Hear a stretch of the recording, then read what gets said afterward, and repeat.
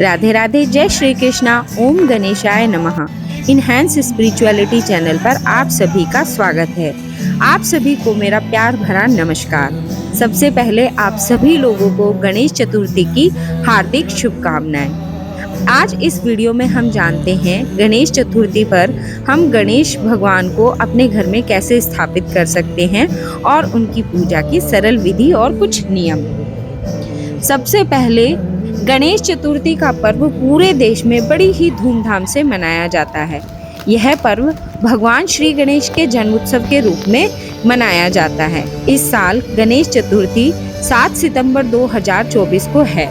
गणेश उत्सव गणेश चतुर्थी से प्रारंभ होता है और अनंत चतुर्दशी तक मनाया जाता है। भक्त गणेश भगवान जी को बड़ी ही धूमधाम से अपने घर लेकर आते हैं और घर में उनकी पूजा अर्चना करते हैं। अगर आप भी चाहते हैं कि इस चतुर्थी आप लाएं गणपति बप्पा को अपने घर में, तो आइए जानते हैं उनकी पूजा की कुछ सरल विधि। घर पर ही आसान विधि से करें गणेश भगवान का पूजन। नंबर 1, भक्तों को सबसे पहले स्नान आदि करके स्वच्छ वस्त्र धारण कर लेने चाहिए, यानी सुबह जल्दी उठकर नहा धोकर अच्छे कपड़े पहने। नंबर 2, भगवान गणेश की मूर्ति को स्थापित करने के लिए पहले ही पूजा घर की सफाई कर ले या उस स्थान को साफ करके अच्छे से सजा ले जहां पर हम गणपति बप्पा को स्थापित करना चाहते हैं। नंबर 3, गंगा जल का छिड़काव करने के बाद गणेश जी की मूर्ति को विराजित करें और गणपति बप्पा जी पर भी गंगा जल का छिड़काव करें। नंबर 4, गणपति बप्पा के माथे पर पीले चंदन, हल्दी और कुमकुम से तिलक करें और गणपति बप्पा के वाहन मूषक को भी तिलक लगाएं।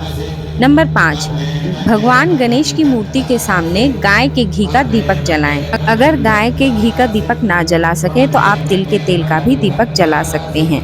नंबर 6, गणपति बप्पा के सामने पानी से भरा हुआ कलश को रखें और उस कलश पर पानी वाले नारियल को स्थापित करें।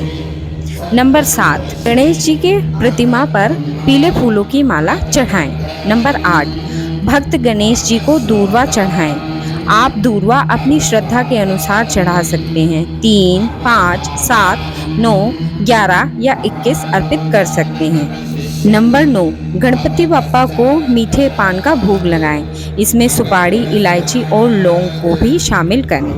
नंबर 10, गणेश जी को मोदक का भोग लगाएं। नंबर 11, भगवान श्री गणेश का आशीर्वाद प्राप्त करने के लिए श्री गणेश जी के मंत्रों का जाप करें। नंबर 12, गणेश जी की कृपा पाने के लिए गणेश स्तोत्र का भी पाठ करें। नंबर 13, आप विधान करने के बाद गणेश जी की आरती करें। अब जानते हैं कि हम गणपति बप्पा को कैसे प्रसन्न कर सकते हैं। गणपति बप्पा की पूजा में दूर्वा जरूर अर्पित करें। दूर्वा अर्पित करने से भगवान बहुत प्रसन्न होते हैं। गणेश जी को मोदक बहुत प्रिय हैं, इसलिए मोदक भी भगवान को अवश्य चढ़ाएं। लाल सिंदूर लगाएं। गणेश जी को लाल सिंदूर का तिलक लगाना बहुत ही शुभ माना जाता है। शमी के पत्ते चढ़ाएं। शमी के कुछ पत्ते चढ़ाने से घर में सुख संपत्ति बनी रहती है। हरे रंग का इस्तेमाल पूजा में अवश्य करें। हरे रंग के कपड़े खुद पहनें और भगवान को हरी दूर्वा चढ़ाएं।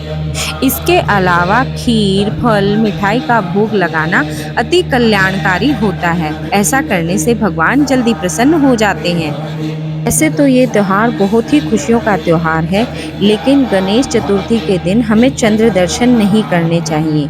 इसके पीछे एक छोटी सी कहानी है जो मैं आपको सुनाती हूँ। एक बार गणेश जी अपने मूषक पर सवार होकर बड़ी तेजी में कहीं जा रहे थे। अचानक गणेश जी के मूषक के सामने सांप आ गया और मूषक ने एकदम से रोकने की कोशिश की तो गणेश जी गिर गए।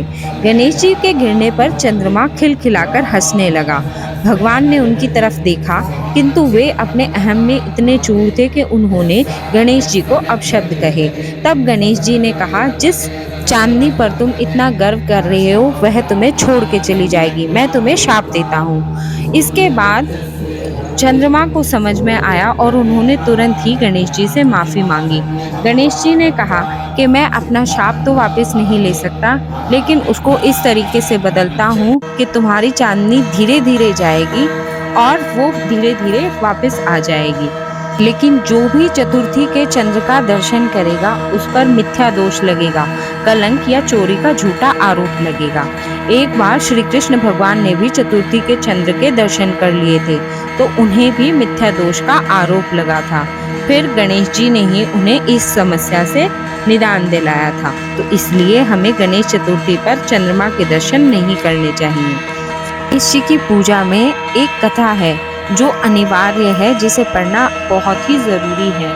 इस कथा को पांडवों ने पढ़ा था और उनका खोया हुआ साम्राज्य भी उन्हें वापस मिल गया था। आज के लिए इतना ही, फिर मिलते हैं अगली वीडियो में इस कथा के साथ। राधे राधे, जय श्री कृष्णा।